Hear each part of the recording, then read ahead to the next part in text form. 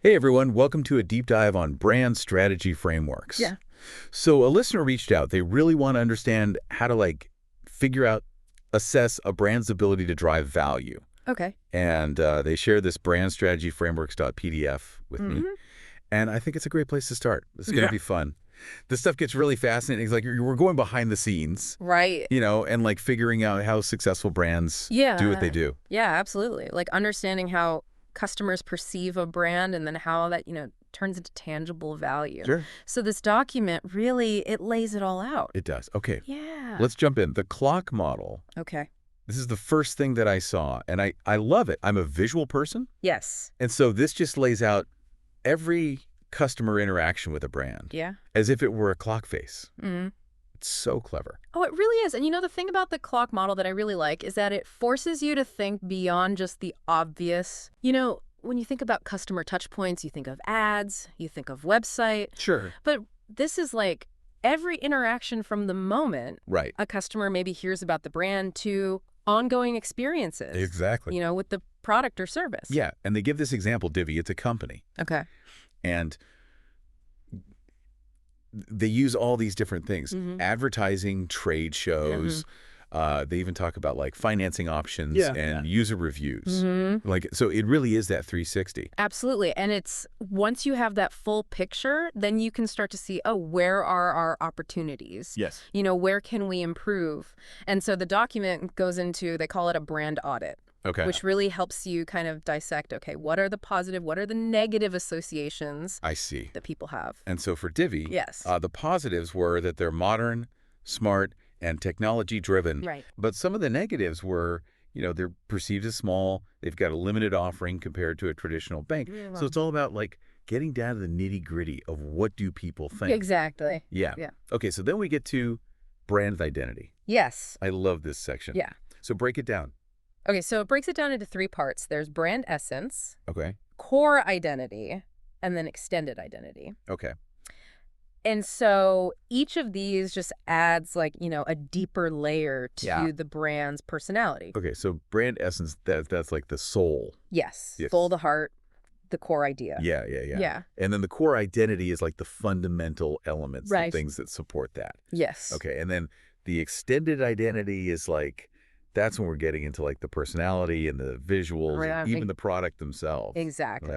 All the nitty-gritty details. I always think of it as like building a house. Brand essence is your foundation. Okay. Core identity is like your framework. Right. And then extended identity is all those finishing touches. I love that. Yeah. Okay, and if we go back to Divvy, Yes. their essence is trustworthy and innovative. They even compare their brand personality to Doogie Howser. Okay. Young and smart. Interesting. Young and smart. I like that. Yeah. Yeah.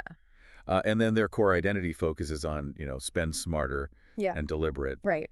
And then the extended identity dives deeper into those visuals, their Yes. culture, their offerings. Exactly. Okay, so we've mapped the customer journey. Yes. We've audited perceptions. We've explored these layers of identity.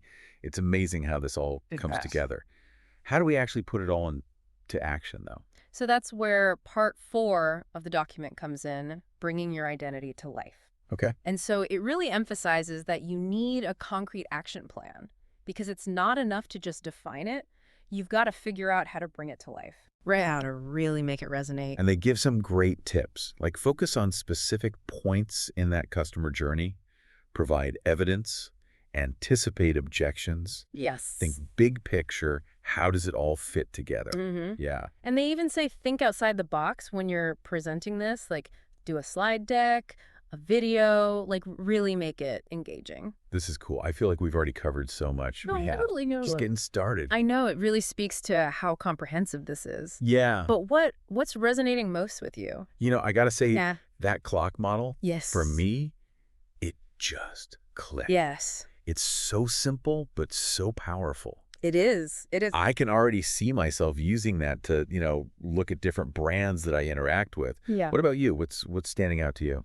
For me, it's really how it emphasizes that brand identity should reflect the company's values and its aspirations. It's not just about image, it's about being authentic. Yes. Building something meaningful. That's a great point.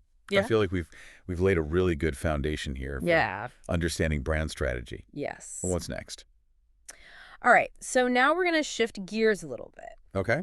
And we're going to look at some examples of how companies have actually implemented Okay. these frameworks. I like it. Some successfully, some not so successfully. Let's do it. Yeah. Right. So this is where it gets fun, right? Yeah. Because theory is one thing, but seeing it in action, Right. it's a whole other Totally. thing. Yeah, I love real world examples. Yeah, It's like we're getting a backstage pass exactly. to see how the magic happens. Yeah.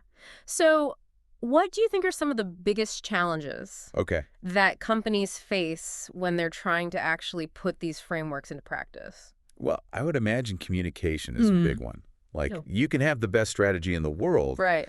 but if you can't effectively communicate it Exactly. internally to your team, Right. externally to the public, Yes. it's not going to work. It's not. It's like having a treasure map, but nobody knows how to read it. Right. Exactly. Yeah. So how do you think companies avoid that kind of getting lost in translation? Well, you need to have a clear message. Yeah. I think storytelling is really powerful. Yes. And a consistent visual identity. Yeah. And I think Nike is a great example of this. Okay. You know, their slogan, just do it. Yeah. So simple, Mm-hmm. but so powerful. You know, it just really captures. It's instantly recognizable. Yes, exactly. And the swoosh, the logo. Yeah. Iconic. Iconic, right.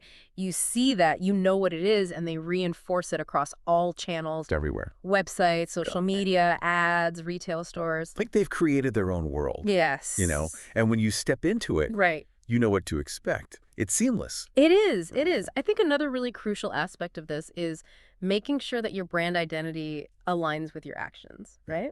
Yeah, it has to be authentic. Yes. People can spot a fake from a mile away. A mile away, and that loss of trust Yeah. is so hard to recover from. Yeah. Right. Good time. So, yeah, so companies need to be really mindful Yeah. of how their actions impact their brand, and everything they do, from product development to customer service, it should all be in line. It should all be telling the same story. Exactly. Exactly. Yeah.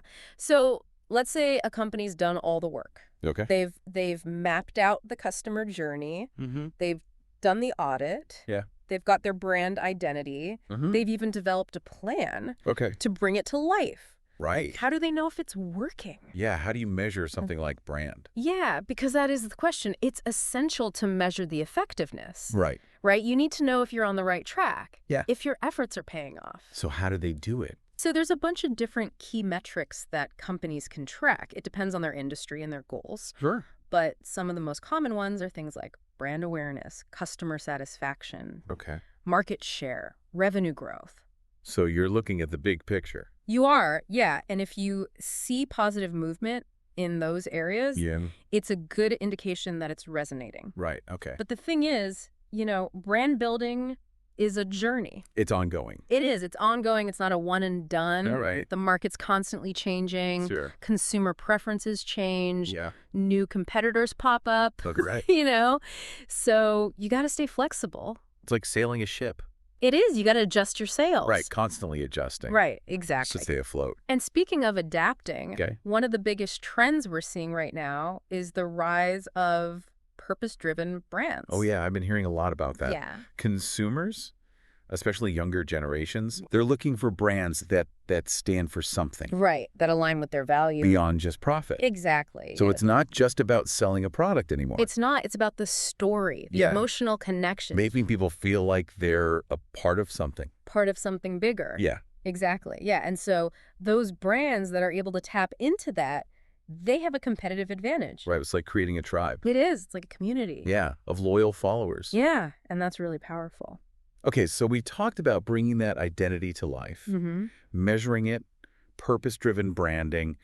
What else should we be thinking about? So another thing that is huge right now is digital branding. Okay. I mean, with social media, e-commerce, Right. you know, everybody's connected all the time. Constantly. Right. So managing your online presence This is essential. is absolutely That's crucial. your digital storefront. It is. It's often the first impression Yeah. for a lot of consumers. You want to make a good one. Right. You want to make it welcoming, engaging. So having a user-friendly website, active social media channels, Yes. good content, Good content. you want people to stick around. You do, and you also need to be responsive. Right. If you get negative reviews, comments, you got to address them Address them quickly. quickly because things spread like wildfire online. Totally. Yeah, so it's all about being proactive. It's about managing your reputation Yeah, online.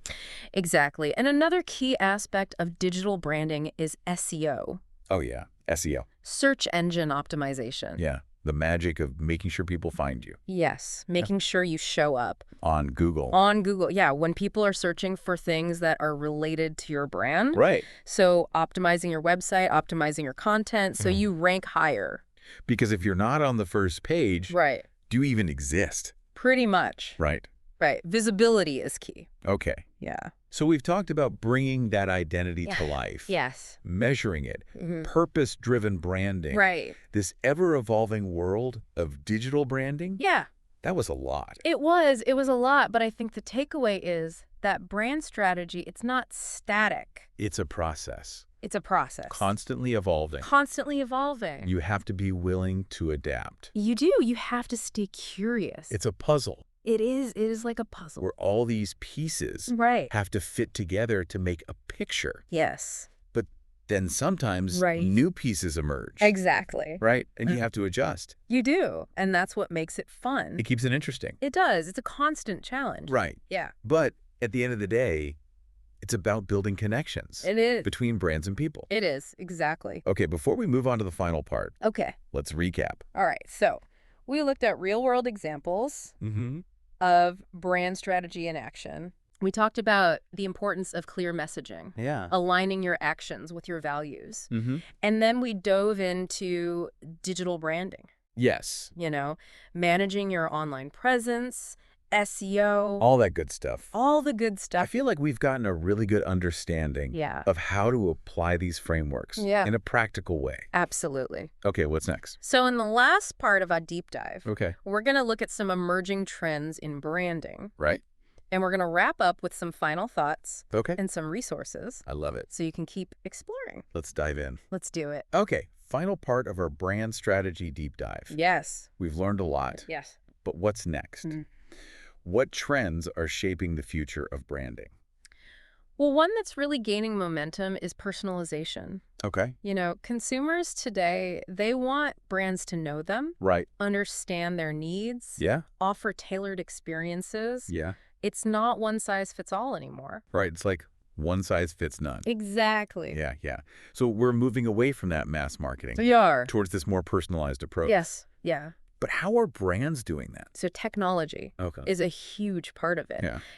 Data analytics, AI brands Mm-hmm. can gather so much info about consumer behavior and preferences Right. that it allows them to deliver really targeted content. So it's like having a personal shopper, Yes, but for everything. pretty much. Wow. Yeah. Okay, but that sounds like it could be kind of a slippery slope. Right. Like, what about the ethics of all this data collection? Yes, absolutely. And Yeah. it is a really important point, right? Yeah. Brands have to use this data responsibly, Right. ethically. Be transparent. Transparency is key. Yeah, because nobody wants to feel like Big Brother's watching. Exactly. Okay.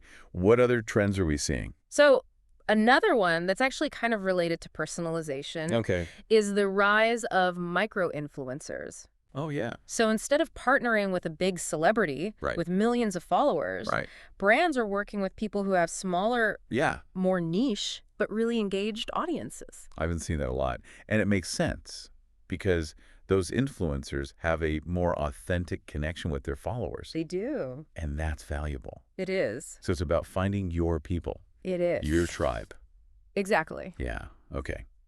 Wow, this deep dive has been so insightful. It has. We've covered so much, like from mapping that customer journey to brand new trends. Yeah.